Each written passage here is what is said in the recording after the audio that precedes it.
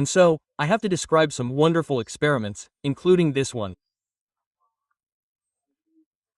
So, experimental economists take participants, give them a little money, and use different experiments to test our ability to cooperate or be selfish, etc. This public bath game involves putting participants around a table and giving them, for example, 20 euros each, and saying, there's a common pot in the middle. You can bet whatever you want of the 20 euros into the common pot, and we're going to multiply by 10 euros each round. We're going to multiply by 50 euros. For example, if each person puts in 10 euros, that makes 50 euros. We multiply by 2. So scientists have this power. And then we redistribute it equally. Okay. That means that people will say to themselves, oh yeah, but if we all participate, we'll have a lot of money, we'll contribute to the common good. And in fact, there's always someone who doesn't, and often there are some who don't participate, and they say to themselves, yeah, but if I don't participate, I'll keep my 20 euros and I'll receive some of the common good every round. And so when there's someone who doesn't participate and the others next to him do and he didn't participate, it's disgusting. Well, I don't either, I stop participating. And little by little, cooperation, prosociality, so to speak, collapses.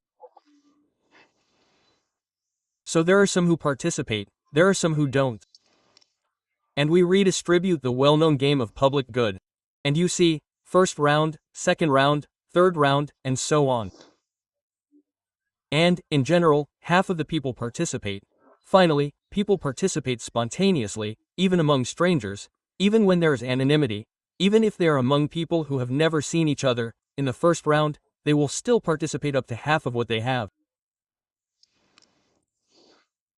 So, that's not bad. It's better if you know people, you participate more. But if you don't know people, you already participate. And then, as the rounds go by, you see, as I was saying, mutual aid crumbles and trust is eroded, and then in the end, we all withdraw. But in fact, if everyone withdraws, well then there will be nothing left. So we won't gain anything anymore. So there really is a middle ground to find. And what we do, what anthropologists do, is to go all over the world to see if in other cultures, in all the cultures of the world in fact, to see if people participate to the same extent. And in fact, yes, all over the world, humans are pro-X from the first round and even with strangers. So it varies a lot depending on the culture, but what we can say is that Homo economicus does not exist. The rational and selfish human is a laboratory animal in fact. It is a theoretical model that should have just stayed in the laboratory. Human beings are much more prosocial than this model, than what the model says. So, there are Harvard scientists who conducted a superb experiment, which they measured. So, you see, without constraint, people participate to the tune of about half in this game, in the common pot. And they told them, hurry up and answer. Don't think about it, you have 2 seconds to answer and to bet or not. And in your opinion, do people bet less or more? More. And then, they told them, okay, take your time, think, don't answer too quickly, and they put their brains into rational mode, whereas here, he had put them into intuitive mode through several exercises and so on. And in rational mode, people participate less. The more we think, the more we are in the mind, the more we are wary, the less we participate. It's very beautiful. There are others. There are plenty of experiments like that where, for example, he told the players, go ahead and bet, but be careful, in half an hour you're going to be invited to speak in public in front of a lot of people and you'll have to present the results. Then, the people were super stressed, and they bet more on the word common skin than on those who had been told they weren't going to speak in public. In fact, all of this, it comes from our capacity, as humans, very deep-rooted, empathy is very deep-rooted in us. You see, the image, it's not that it speaks to us, it's that we feel this image. Well, most of us, except for psychopaths of course, but there are probably some in this room, but it's that we experience this image.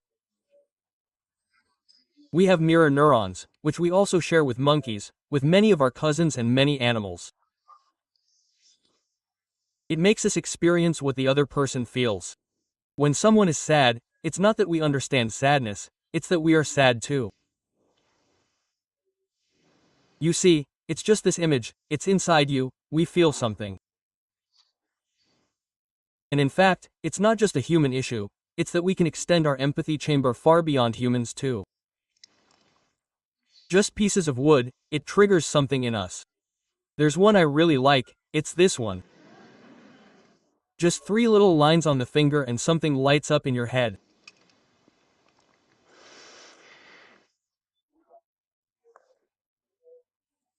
And we share this with many species, which means that there has been a lot of experimentation on children, babies, monkeys, and prosocial capacities.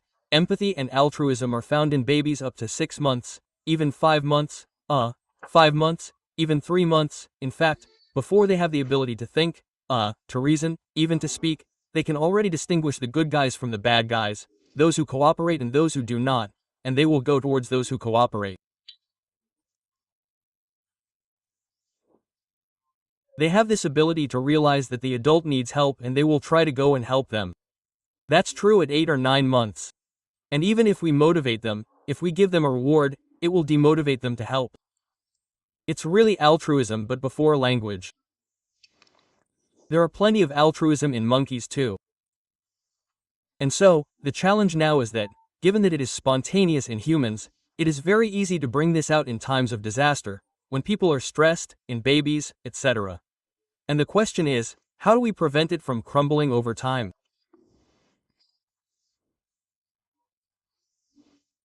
And so humans in all cultures have developed systems, social mechanisms to stabilize mutual aid and to stimulate mutual aid.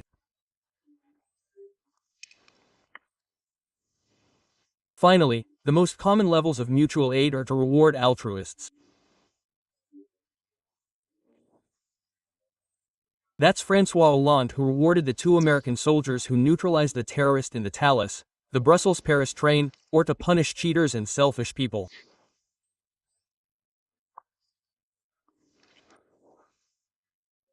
This is what is called reinforced reciprocity and it has miraculous effects.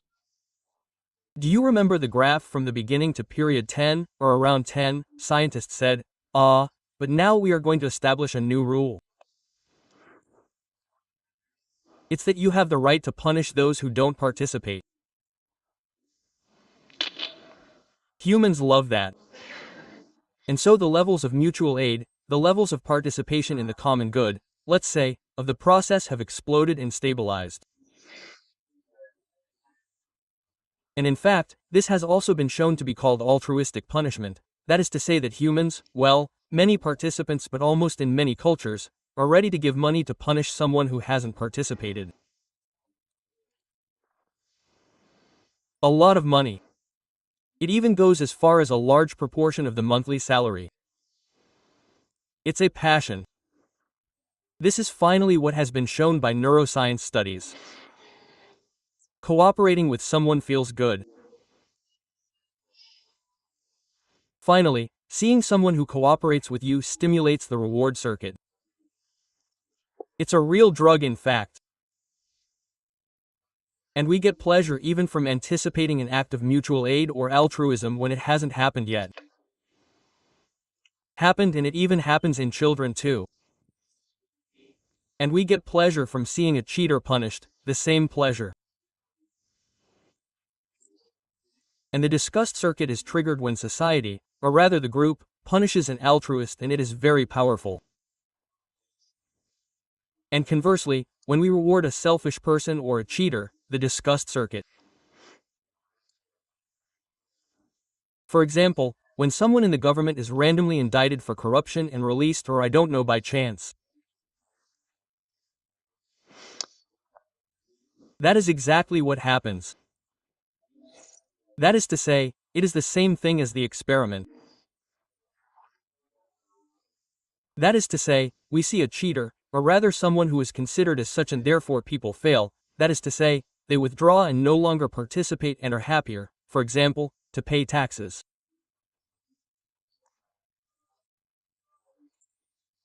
There was also a wonderful experiment that showed how it pleased people to pay taxes at the cerebral level provided that the money is well spent and used. Otherwise, the disgust circuit disgust and so on, it's super subtle, adjusted. So, there's another way to stabilize mutual aid than rewarding the altruists or punishing the cheaters. It's indirect reciprocity. Here, B helps and in return B helps A. Okay, that's simple. But sometimes, there are more complicated cases where A is B, and suddenly B is happy, he has C conversely, A and B, and in fact, it's he saw that. So, he helps A, and then it can be much broader. That is to say, there are witnesses who see that, and in fact, they join in. There's a sort of extension of mutual aid throughout the group and, it's contagious. It's called indirect reciprocity, and what drives it?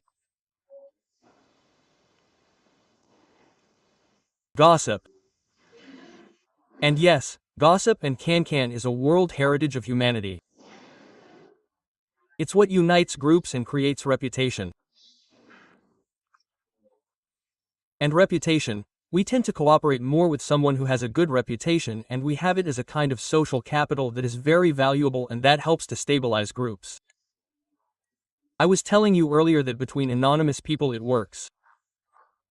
If you know exactly this or that person and you know that they are good people, then the levels of cooperation are very high. Look at a wonderful experiment. This is what the Germans did. They made 2 groups, so the number of rounds is the same as before. There is the public good game right there like that, and here we have this same pattern where at the beginning we cooperate and then afterwards it crumbles. This is like the previous experiment. And then there they played a reputation game, a game based on reputation. I'll spare you the details. And a public good game, the same as before. Alternately, and you see that when reputation is regularly at stake, and cooperation levels remain quite high. Okay? And so, what's really great is that, here, they said to themselves, they changed the rules.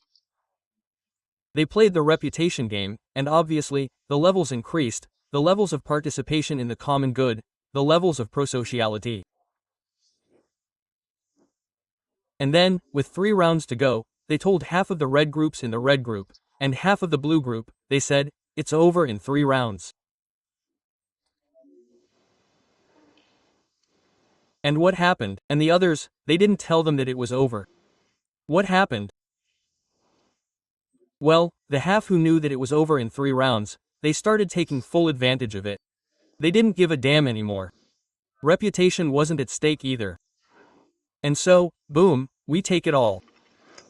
And those who thought that reputation was always going to be at stake, they continued to cooperate. This is a magnificent demonstration of this. It's a great experiment that shows the power of reputation. And it goes a long way because, it's been shown that when we feel watched, we cooperate much more. So imagine, if we were playing this game, we would show our eyes, we would cooperate much more with each other when we feel watched. When it's Big Brother, right? By the way, religions also have a God everywhere. He sees everything and all that. It's the same effect there. And it's crazy because when we put these 3 dots on the wall, we participate more than when there are these 3 dots like that because unconsciously it reminds us of a face. So it's also deeply rooted in us. And I was telling you earlier about the experiences of disgust and reward in relation to someone who cooperates in front of you. What's also really beautiful is that they did the same experiment again but with a computer. So the computer cooperated with the person in the same way, but the reward circuit didn't kick in. That means it's something profoundly human, that is, where we're going.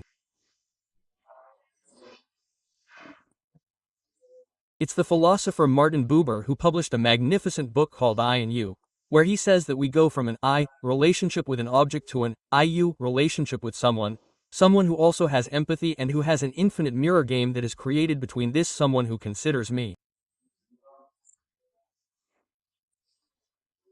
And so, I have to be careful, and so on, and something is created.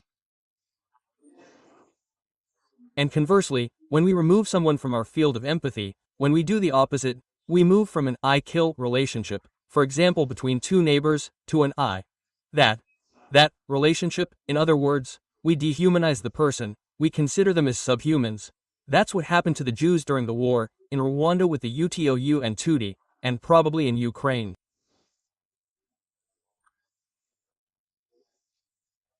In all wars, we can, end up in horror when we remove humans from our field of empathy.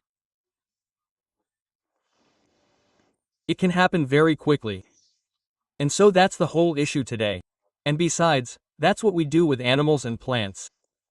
Many people today in this anthropocentric society, well, animals, they're not really in the field of empathy, except for dogs, a little bit cats. So we can eat them, sell them, slaughter them, we don't care. They're objects in the law. They're objects. I'm exaggerating, not everyone cares, but that's changing. But putting animals, plants, living beings in our circle empathy, expanding our circle of empathy means changing our relationship to the world. It means considering that the world is not surrounded by objects, but by subjects. And so it means rediscovering relationships of reciprocity and therefore prosociality. And so all the circuits will be triggered and it will create a completely different world.